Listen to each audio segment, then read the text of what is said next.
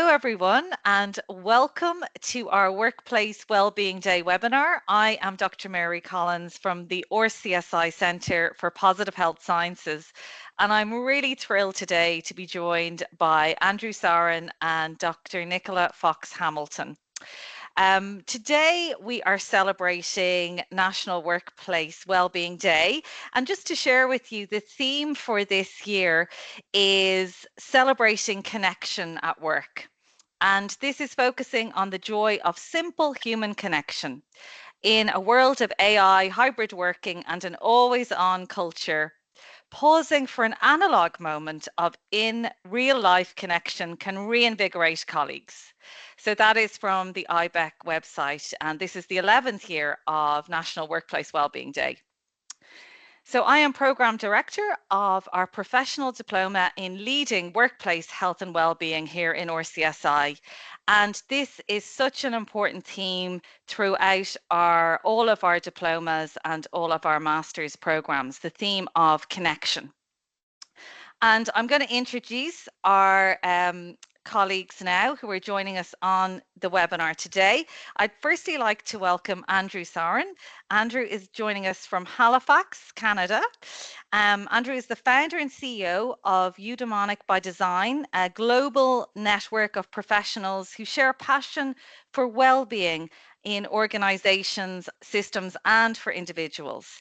Andrew is also on faculty at the University of Pennsylvania in their eminent Masters of Applied Positive Psychology, and he is a board member of the International Positive Psychology Association. And Andrew's research and passion is very much in the area of meaning at work. So welcome, Andrew. Thank you so much, Mary. It's a pleasure to be here. Great. And I'd also like to welcome Dr. Nicola Fox Hamilton. Nicola is a cyberpsychology researcher and lecturer in IADT here in Dublin. Nicola is passionate about online communication and really communicating cyberpsychology research. She has done lots of really interesting research in how technology affects lives, loves, and minds. So welcome to you both. And today, our theme is celebrating connection. And Andrew, I'd like to go to you first to get your insights around the importance of connection when we talk about meaning at work. Absolutely. Well, I mean, you mentioned the name of my company, Eudaimonic by Design, and eudaimonia is of course one way of thinking about what well-being means in our lives. And one of the fundamental needs that we have for well-being in our life is connection, is that sense of relatedness. It is fundamentally important to our capacity to exist. You know, one of the founders of the field of positive psychology, Chris Peterson, used to say, if you took all the research of positive psychology and tried to boil it down into one sentence, that sentence would probably be other people matter to our well-being. And so this idea of connection, I think, is really pivotal, and it's certainly pivotal to a sense of what meaning at work can be.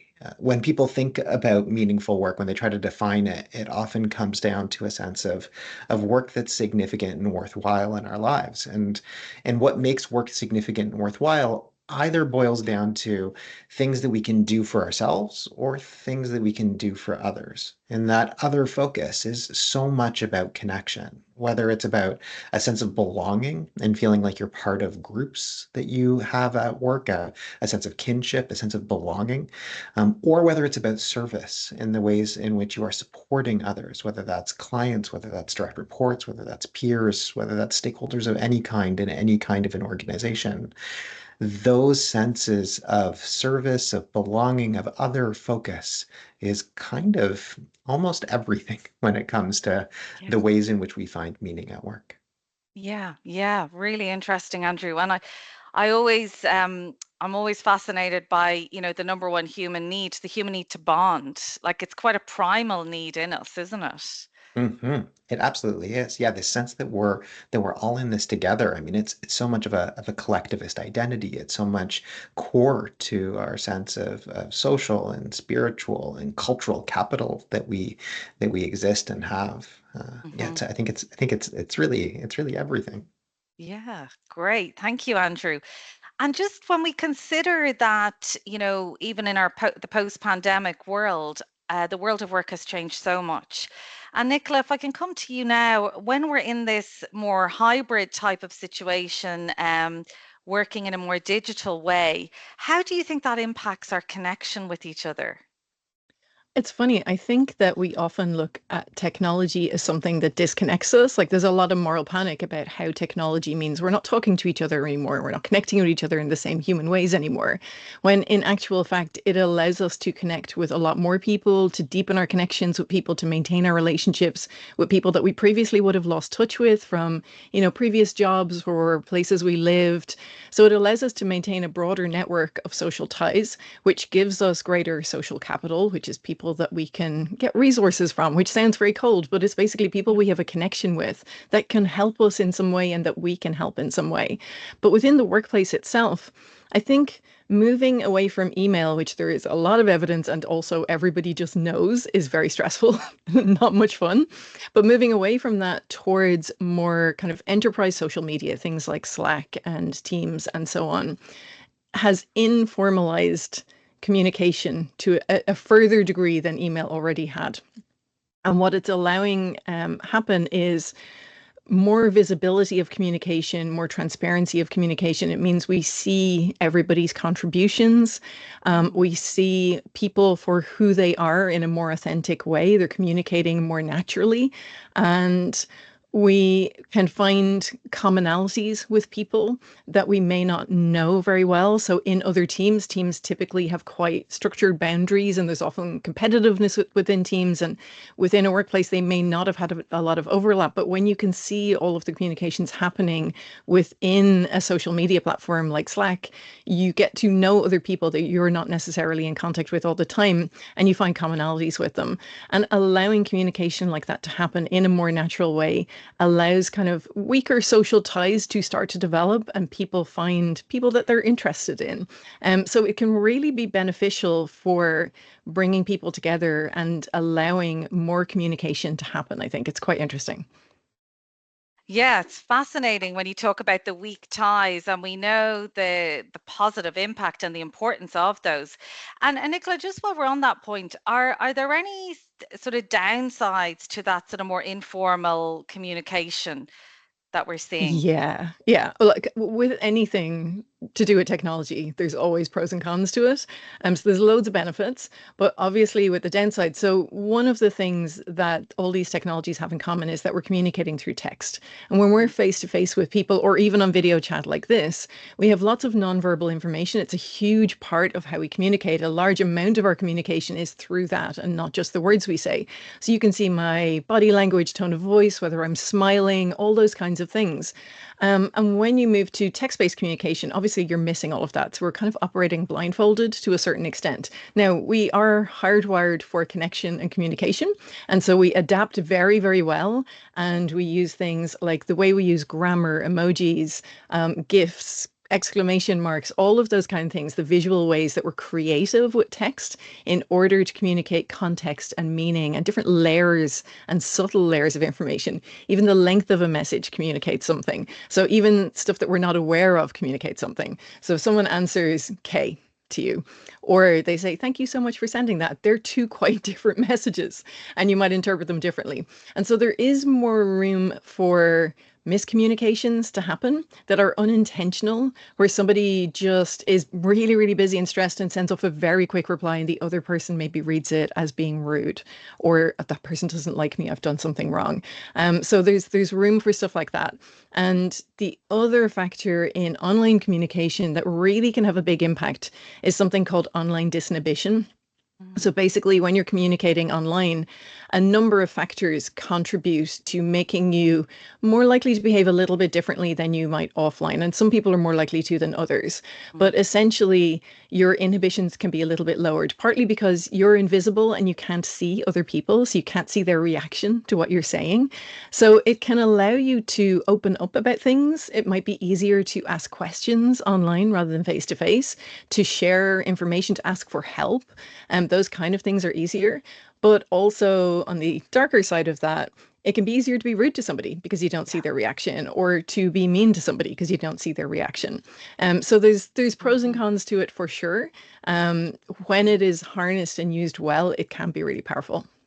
Really interesting. And when you mention emojis, it brings to mind the intergenerational aspects and the Gen Z digital native preferences for communication. And it is actually Intergenerational Workplace Week as well, believe it or not.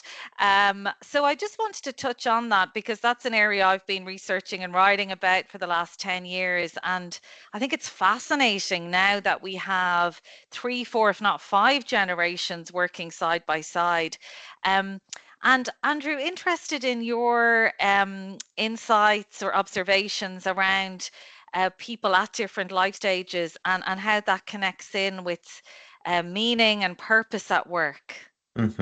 I think that one thing that we need to for sure understand about anything like connection or meaning is that it doesn't remain the same across a lifespan. It changes. And so thinking about, developmental curves over the course of our lives, we have very different relationships to relationships. We have different relationships to what a sense of meaning and purpose might mean at our lives. We often think about a kind of an inverse, or maybe a kind of a U curve of meaning, like where we in our early 20s we often think about ourselves as really morally activated. There's often a lot of desire for work that is meaning and purposeful in our early stages of our career and what might inform life choices, and also towards the end of our career as we start to think about what we want to leave, how we want to end our careers, what's important from a legacy perspective. And then we often see dips in kind of middle age where other priorities tend to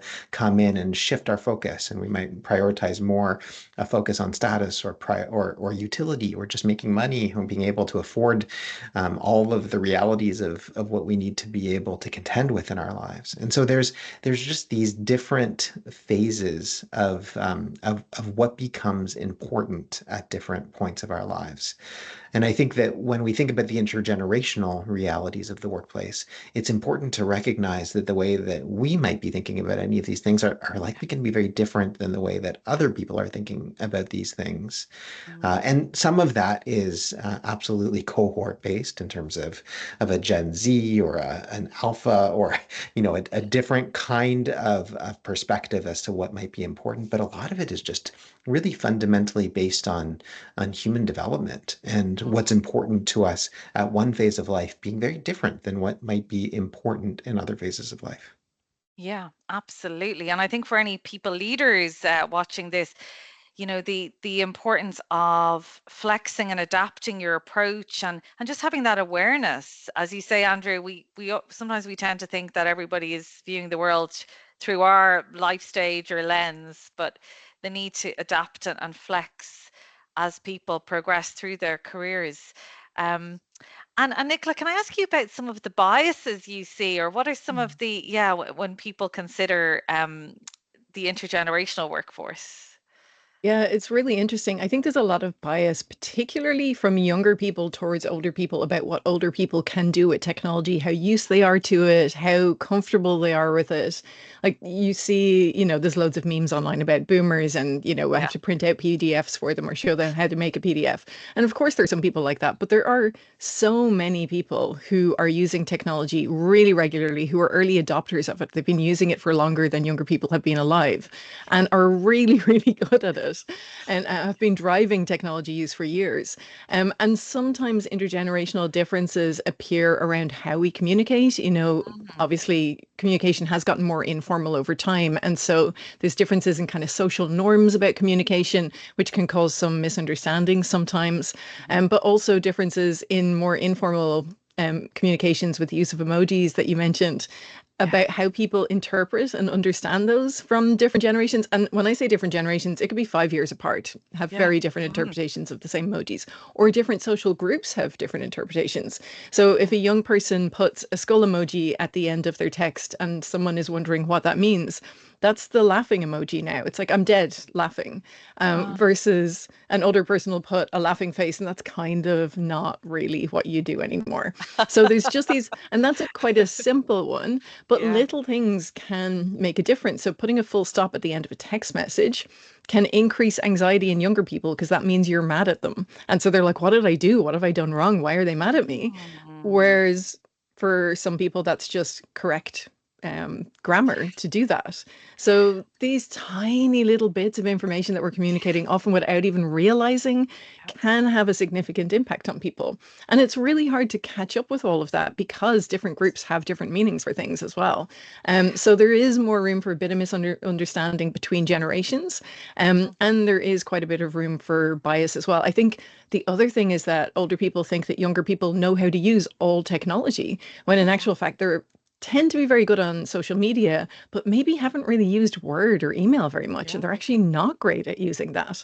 So there's biases in both directions, and there's strengths and weaknesses from all generations, depending on who you're talking to. Yeah, it's fascinating. And apparently the thumbs up emoji is a no-no as well now. Yeah, It's no. passive aggressive, I believe. But even, when we're back to sort of connection and communication at work, there was some really interesting neuroscience research around even the use of a telephone, that younger generations, because they haven't been brought up using a telephone, it can be a lot of cognitive overload trying to interpret a tone of voice and, all of the nuances that go with speaking on a phone. So I think, again, it's about not really trying to understand not what the differences are, but why they exist, and why a younger person at work might be more reluctant to pick up a phone versus sending a quick IM or whatever message they wish. Andrew, any thoughts on that from your working life? What have you noticed around communication at different age groups? I'm loving this conversation, not least of which because I'm realizing all of the emojis that I use terribly wrong, which is one. But I mean, one of the things working in organizations that I'm finding increasingly is, and I think that this is especially true in a post-pandemic world, where the cohort of people entering into the workforce right now are individuals who had very different kind of social realities and social norm setting during a really important formative period of their lives. And they don't necessarily have skills around connection. I mean, just Nicola, as you were describing in terms of what you were just articulating in terms of the different ways in which we see strengths coming into bear. Mary, as you were talking about not necessarily knowing how to use the phone or understand verbal tone or communication. I think that we're seeing this a lot in university classrooms. We're seeing this a lot in early stage individuals in organizations where people don't necessarily have those connection skills. How do we respectfully engage individuals in a face-to-face situation? How do we just make eye contact? What does it mean to think about task enablement or a relational trust and mutuality? How do we even play together in those circumstances where we aren't necessarily being mediated by technology? Or if we do have a hybrid or completely virtual roles, then what are the ways in which we actually build connection, create senses of belonging within our organizational settings? I think that this is a massively important need and opportunity for us to think very differently about, especially because it is so important for us to be able to communicate and collaborate effectively in any kind of a work context. It's massively important. It's massively important to our effectiveness, but it's massively important to our well-being. Oh, absolutely, Andrew. And have you seen any, examples of best practice out there what are people doing to improve that connection in a hybrid world? I mean, I think the number one thing that I see people doing is finding opportunities to be together and be really intentional about how they come together. Yeah. I think that connection is absolutely, and certainly Nicola I mean, this is your research. It is absolutely possible to use technology to be able to create connection. And there's also a reality that there are certain kinds of ways that we can build connection that are really also important to be able to do in person, or at least be really intentional about the way that we do those things online. And I think if the pandemic taught us anything, it is that it is possible to be able to build extremely strong connection online, but we have to bring intentionality to it. And so spending time articulating how we communicate, how we collaborate, creating those intentional spaces, whether they are in person or whether they are virtually, where the goal is trying to figure out how we connect. It doesn't necessarily need to be an enormous amount of time, but it's really important that we create the spaces to be able to do that. Yeah, absolutely, Andrew. And Nicola, what have you seen work well in the digital world of work around enhancing connection?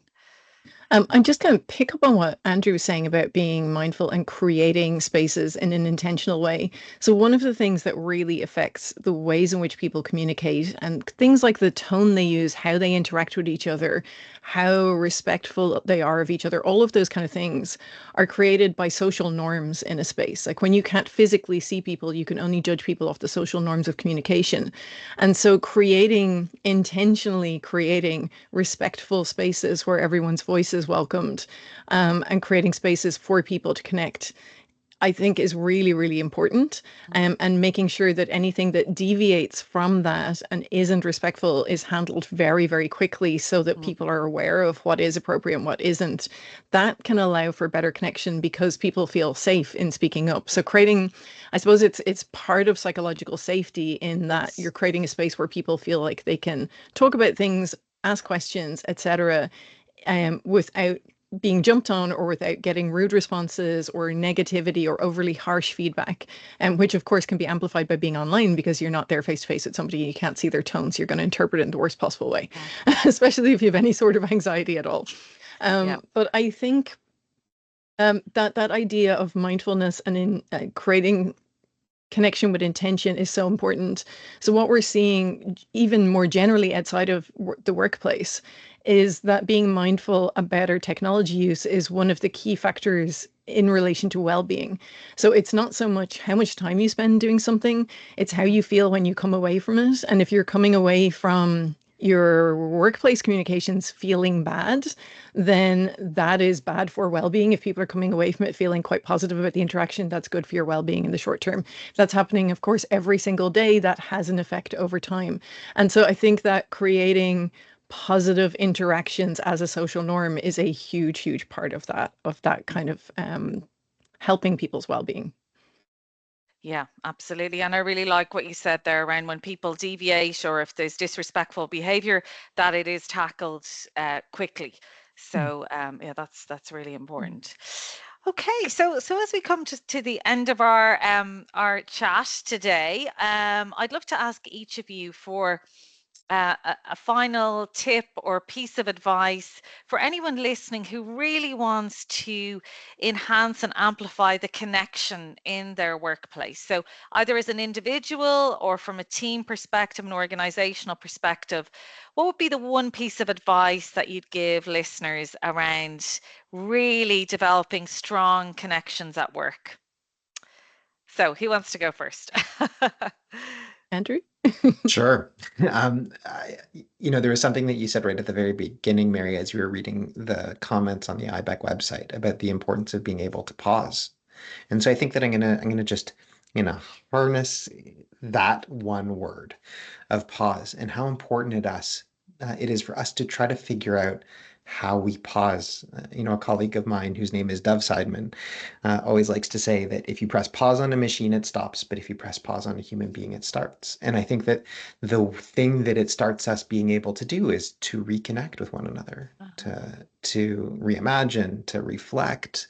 All of those things, I think, are things that, in an age where the pace of everything just only seems to be increasing exponentially, it feels like all the time. Figuring out how to pause and to connect with one another and to just be in those intentional spaces, as we were just talking about, to recognize that the way that I think about things might not be the way that you think about things, for us to build that kind of mutuality and shared understanding is massive. That is Yeah. wonderful, Andrew. And I love that. You press pause on a machine, it stops, but in a human, it starts. The presence, the reflection, the connection. Lovely. Thank you. Nicola. That relates so much to what I was going to say, but also something else that I want to briefly mention. When I talked about online disinhibition, one of the parts of that is that you act without thinking. And so that moment of pause, one of the things I encourage people to do for so many reasons is to just take a moment, a breath before you send a message. So your message might be less rude when you think about it for a moment, or you're less likely to fall for a scam before you click on something. So before you do anything, just taking just the smallest pause before you do stuff is really helpful. And then the thing I was actually going to talk about was about work-life balance. I think one of the issues with technology is that we are always on, and even the most extroverted person doesn't want to be talking to people all of the time. You need time to recharge. And in order for you to have good connections that are rich and like full of life, you need space from people as well. And so you need to be able to switch off from work. You need to be able to turn off all of the work communication and take a break from it so that you come back to it refreshed and actually wanting to talk to people. And I think that's a huge part of the erosion of that work-life balance has come from technology a lot of the time. Yes, wonderful advice, Nicola. I think setting the boundaries, really clear boundaries, and knowing when to switch off. So we do have the right positive, calm energy to bring to our connections. Wonderful. Well, thank you both so much. I think that has been full of insights and learnings, and I'm going to go off now and study my emojis because I don't even know what a skull emoji is. So thanks so much to Andrew Soren, to Dr. Nicola Fox Hamilton, and thanks to everyone who has watched our National Workplace Wellbeing webinar. Thank you.